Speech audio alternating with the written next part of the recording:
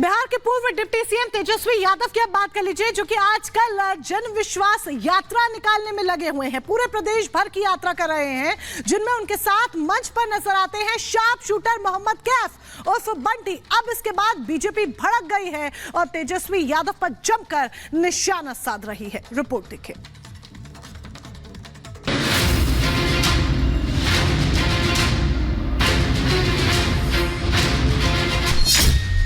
विवादों में जन विश्वास यात्रा, सवालों में तेजस्वी यादव।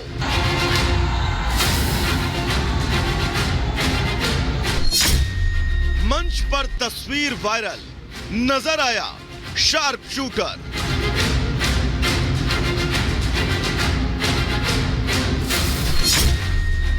आरजेडी के मंच पर शार्प शूटर का क्या काम?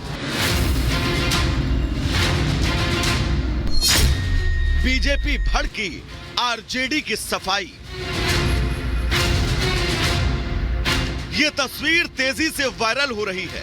मंच पर एक कोने में खड़े इस शख्स का नाम है मोहम्मद कैफ और बंटी, जो शार्प शूटर बताया जा रहा है। और ये बड़े आराम से बिहार के पूर्व डिप्टी सीएम तेजस्वी यादव के साथ न सिर्फ मंच साझा कर रहा है, बल्कि हंसते और मुस्कुराते भी नजर आ रहा है। तेजस्वी यादव जब सीवान में जन विश्वास यात्रा के तहत जनसभा को संबोधित कर रहे थे, उस वक्त उनके साथ मंच पर शार्प शूटर नजर आया। तस्वीर वायरल हुई तो बीजेपी भड़क गई। बीजेपी नेता निखिल आनंद ने तस्वीर पोस्ट कर इसे आरजेडी का असली चेहरा बताया और लिखा, आरजेडी का दृष्टिकोण और मूल तत्व अभी भी वही है। आरजेडी खुद को लुम्पेन, आपराधिक और विकास विरोधी बुरे तत्वों से कभी अलग नहीं कर सकती। तेजस्वी शार्प शूटर के साथ राज्य का दौरा कर रहे हैं और अपराधियों के साथ मंच साझा। बिहार की बिगड़ती कानून व्यवस्था में आरजेडी का योगदान है।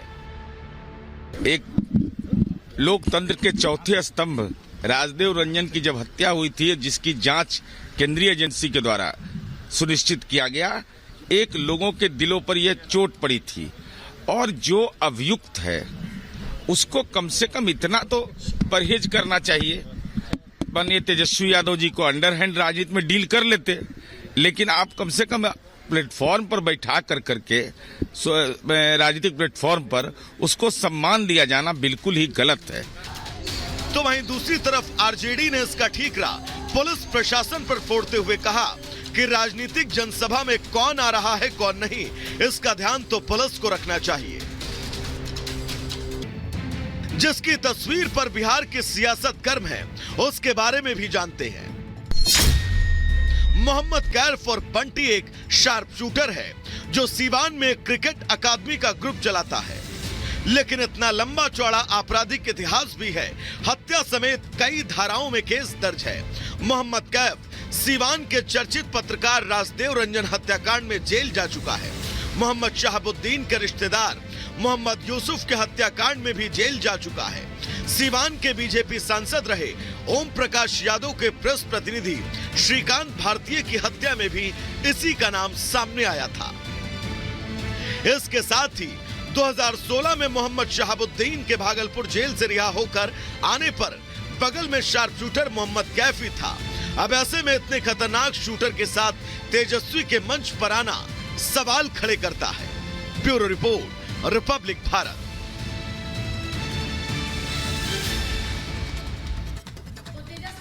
घूम रहे हैं विश्वास हासिल करने के लिए, लेकिन उनके मंच पर एक शार्प शूटर बंटी दिखता है और अब इस बात पर आरजेडी की तरफ से सफाई भी आ रही है। सुनाते हैं क्या कह रहे हैं आरजेडी के नेता।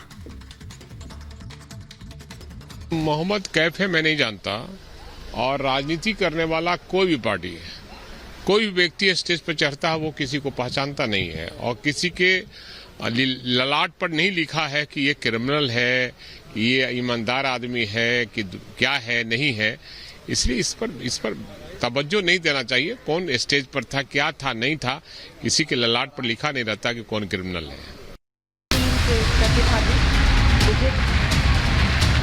एक बार काशी केवल हमारी आस्था का तीर्थ ही नहीं है, ये भारत की शाश्वत चेतना का जागृत केंद्र है। हर हर महादेव। अभियान चलाया, देश के हर गांव में हर परिवार के लिए मुफ्त शौचालय बनाया। इसका लाभ सबसे ज्यादा दलित, पिछड़े हमारे परिवारों को, खासकर हमारी एससी, एसटी, ओबीसी माताओं बहनों को हुआ है। इन्हें ही सबसे ज्यादा खुले में शौच के लिए जाना पड़ता था, परेशानियां उठानी पड़ती थी। आज देश के गांव-गांव तक साफ पानी पहुंचाने के लिए जल जीवन मिशन चल रहा है। 5 वर्षों से भी कम समय में 11 करोड़ से ज्यादा घरों तक पाइप से पानी पहुंचाया गया है।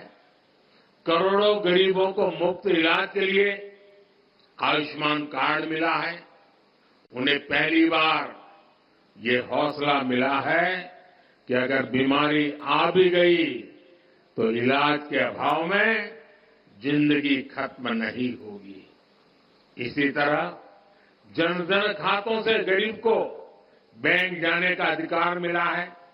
इन्हीं बैंक खातों में सरकार सीधे पैसा भेजती है।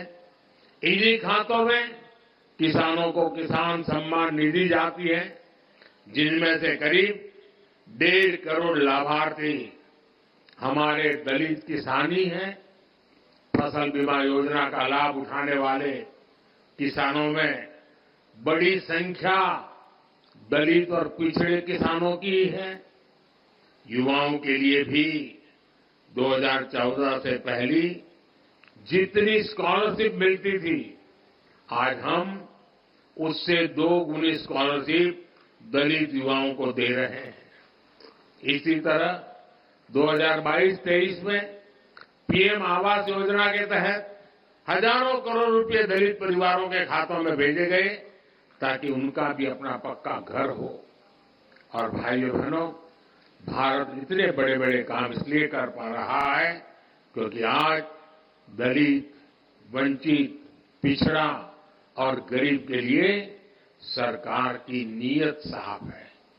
भारत ये काम इसलिए कर पा रहा है क्योंकि आपका साथ और आपका विश्वास हमारे साथ है। संतों की वाणी हर युग में हमें रास्ता भी दिखाती है और हमें सावधान भी करती है।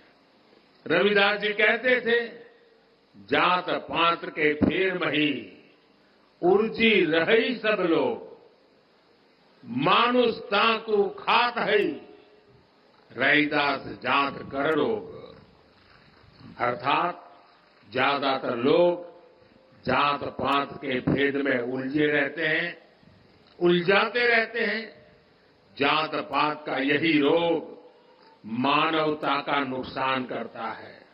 यानी जात पात के नाम पर जब कोई किसी के साथ भेदभाव करता है तो वो मानवता का नुकसान करता है।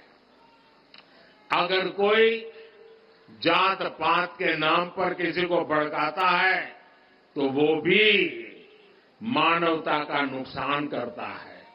इसलिए भाई और बहनों, आज देश के हर दलित को, हर पिछड़े को एक और बात ध्यान रखनी है। हमारे देश में जाति के नाम पर उकसाने और उन्हें लड़ाने में भरोसा रखने वाले इंडी गठबंधन के लोग दलित, वंचित के हित की योजनाओं का विरोध करते हैं। और सच्चाई ये है कि ये लोग जाति की भलाई के नाम पर अपने परिवार के स्वार्थ की राजनीति करते हैं। आपको याद होगा, गरीबों के लिए शौचालय बनाने की शुरुआत हुई थी तो इन लोगों को उन्होंने इसका भी मजाक उड़ाया था। उन्होंने जनधन खातों का भी मजाक उड़ाया था।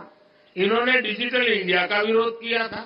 इतना ही नहीं, परिवारवादी पार्टियों की एक और पहचान है, ये अपने परिवार से बाहर किसी भी दलित, आदिवासी को आगे बढ़ने नहीं देना चाहते।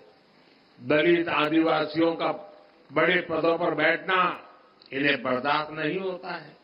आपको याद होगा जब देश में पहली आदिवासी महिला राष्ट्रपति बनने के लिए महामहिम द्रौपदी मुर्मू जी चुनाव लड़ रही थी, तो किन किन लोगों ने उनका विरोध किया था, किन किन पार्टियों ने उन्हें हराने